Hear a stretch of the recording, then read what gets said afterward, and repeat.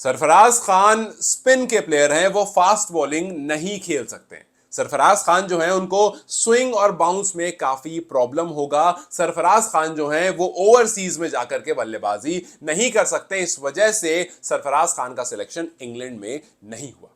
जी हाँ, यही कहानी चल रही थी जब इंग्लैंड वर्सेस इंडिया का 5 मैच का स्क्वाड अनाउंस होता है और उस स्क्वाड में सरफराज खान का नाम नहीं होता है, तो भाई हर तरफ से कहानी आती है कि यार वो सरफराज जो है ना फास्ट बॉल नहीं खेल पाएगा। भाई वो बॉल जब पड़, मतलब बहुत सारे गुरूज होते हैं ना हमारे पास, वो जब बॉल पड़ के ऐसे आएगी ना, सरफराज नहीं खेल पाएगा, बॉल पर बैट फेंक देगा। सरफराज को उतना अच्छा एक्सपीरियंस नहीं है, वो स्पिनर्स को मार देता है, लेकिन पेस जैसी इंग्लैंड के पेसर्स उसके सामने जब इंग्लैंड में गेंदबाजी कर रहे होंगे तो वो नहीं खेल पाएगा। और ये सारी बातें जो सारी बेबुनियाद बात थी, बिकॉज आपके पास इन क्लेम्स को प्रूव करने का कोई वैलिड एविडेंस नहीं था, लेकिन सरफराज के पास है। जब उन्होंने ये प्रूव कर दिया कि आप जो कह रहे हो ना फास्ट बॉलिंग नहीं खेल सकता, पिच का बाउंस अच्छे से रीड नहीं कर सकता, स्विंग अच्छे से रीड नहीं कर सकता, पहली ही इनिंग में जब वो इंग्लैंड लॉयंस के सामने आता है 92 रन जड़ देता है।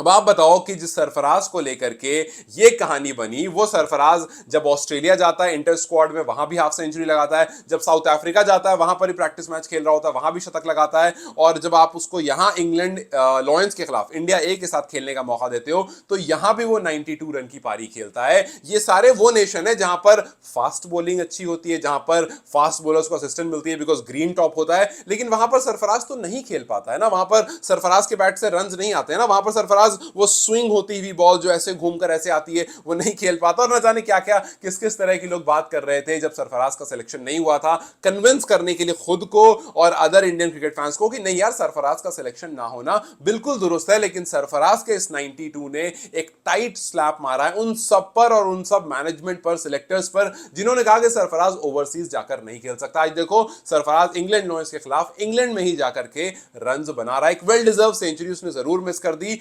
लेकिन ये 92 जो है ना वो सरफराज को शायद बूस्ट करे या ना करे, लेकिन जो ऑपोजिशन है, ऑपोजिशन से मेरा मतलब इंग्लैंड नहीं, ऑपोजिशन से मतलब वो है जो सरफराज को अपोज कर रहे थे, जो सरफराज के टैलेंट पर, स्किल सेट पर शक कर रहे थे। जब आज सरफराज 52 फॉर 2 पर बल्लेबाजी करने आता है तो सबको लगता है कि यार वही होगा, बॉल इधर उधर से निकलेगी, 2-3 बार वो फॉरवर्ड डिफेंस करने जाएगा और कहीं निक होकर के बॉल स्लिप में या पीछे आउट हो जाएगी। लेकिन सरफराज ने इतनी ईज के साथ, अगर आप जाकर के उसकी पारी देखोगे, इतनी ईज के साथ उसने रन्स बनाया कि उसने सबको बता दिया कि भैया ऐसा नहीं है, आप इतनी जल्दी जज कर रहे हो बिना मौका दिए हुए, ऐसा बिल्कुल नहीं है। और ये वो खिलाड़ी है यार जिसका फर्स्ट क्लास क्रिकेट में 64 का एवरेज है, जिसको आप अभी हाल फिलहाल में अपने 150 रन मारते हुए देखा है। सो ये कहीं ना कहीं अपने आप से कह रहा था कि मैं डिजर्व करता हूं। इसने इसकी एक वीडियो भी आई थी सरफराज की, जहां पर इसने कहा कि यार जब मेरा सिलेक्शन आईपीएल में नहीं हुआ तो मैंने डिसाइड कर लिया कि यार अपने ऊपर काम करूंगा, और अपने ऊपर ऐसा काम किया कि 10 किलो वजन कम किया, अपनी एजिलिटी मोबिलिटी पर काम किया, अपने शॉट्स पर काम किया, और मैं तैयार हूं पूरी तरह से इंग्लैंड जाने के लिए। लेकिन फिर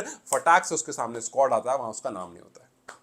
सो यस आई नो कि आप सोच रहे होंगे कि यार उसकी बात करो भाई, करुण नायर की, वो डबल सेंचुरी के आसपास है, या फिर और प्लेयर्स की, उनकी बात करेंगे, वो टीम में है और वो बहुत जबरदस्त खेल रहे हैं। मैं वेट कर रहा हूं कि कब उनकी इनिंग कंप्लीट होती है। लेकिन फिलहाल सरफराज खान के बारे में बात करनी इसलिए जरूरी थी बिकॉज आपने उसको बिना मौका दिए जज कर लिया। उसकी परफॉर्मेंस और जिस तरह से उसने अब तक बल्लेबाजी की है, आप 6 मैच में किसी को जज नहीं कर सकते यार, और वो भी तब जब उसके पास 3 हाफ सेंचुरी है और एक 150 है। तब तो आप बिल्कुल एक आध दो मैच में, जाहिर सी बात है। और वो वाली सीरीज जिस पर जज किया जा रहा था न्यूजीलैंड वाली, उस पर तो सारे इंडियन बैटर्स फ्लॉप हुए थे। सो आपने वहां पर अगर जज कर लिया तो शायद ये कहीं ऐसा हुआ कि आप फेवरेटिज्म पर चले गए उन खिलाड़ी को जिसको आपको टीम में रखना था, और आपने बोला कि सरफराज को फिलहाल साइड करते हैं। लेकिन जिस तरह से सरफराज ने रन्स किए हैं और जिस तरह से उन्होंने अभी इंग्लैंड के खिलाफ 92 किया, उसने बता दिया कि भैया अभी बहुत कुछ आने वाला है। और ये जो ग्राइंड उन्होंने डोमेस्टिक क्रिकेट में किया है वो यूं ही नहीं है, वो दिख रहा है उनकी बल्लेबाजी में। एंड आई होप कि सरफराज ऐसे और इनिंग्स खेलेंगे, बिकॉज एक 92 इनफ नहीं है, एक 92 जवाब नहीं बनता है, आपको और ऐसी इनिंग्स खेलनी पड़ेंगी ये बताने के लिए कि आप बिलोंग करते हो यहां पर। याद कीजिए एक टाइम पर जब विराट कोहली नए नए थे, उस टाइम पर संजय मांजरेकर ने विराट को लेकर कहा था कि इसको एक और मौका दो और ये प्रूव कर दो कि इसको पता चल जाए कि विराट जो है वो डिजर्व नहीं करते यहां पर। एक टाइम पर विराट को लेकर के यही बात कही जा रही थी, क्रिटिसाइज किया था, विराट ने गिव अप नहीं किया, विराट खेलते रहे। मैं ये नहीं कह रहा हूं सरफराज जो है विराट है, बट मैं ये कह रहा हूं कि सरफराज को प्रूव करना है खुद को। अगर वो प्रूव करेंगे, रन करेंगे, then there will come a time जहां पर वो इंडिया के one of the preferred test batter बन सकते हैं, जैसा उनका डोमेस्टिक में स्टाइल रहा है। सो लेट्स जस्ट होप के जिस तरह से सरफराज ने अब तक बल्लेबाजी करी है, जिस तरह से उन्होंने रन किए, वो स्कोर कंटिन्यू करते रहे और जल्द से जल्द कम बैक करें। बिकॉज आप सेना कंट्रीज में अगर आकर के रन करते हो, देन यस वो बहुत बड़ी बात होती है। और इस टाइम पर सरफराज का इंडिया में, बिकॉज सेना कंट्रीज में डेब्यू नहीं हुआ, इंडिया में 6 मैच में 371 रन हैं, उसके एवरेज 37 है और 3 हाफ सेंचुरी और एक 150 है। और अगर आप आज के मैच की बात करोगे जहां पर इंडिया ने एक जबरदस्त दिन दिखाया, यशस्वी बहुत अच्छा नहीं कर पाया, 24 पर आउट हो गया, मनु ईश्वरन 8 रन पर चले गए, लेकिन फिर आते हैं करुण नायर 186 पर, ही स्टिल प्लेइंग। इस वजह से मैंने उनको पॉज रखा है, उनके बारे में अलग से बात करूंगा। सरफराज 92 पर एक वेल डिजर्व सेंचुरी है, क्लोज जाते जाते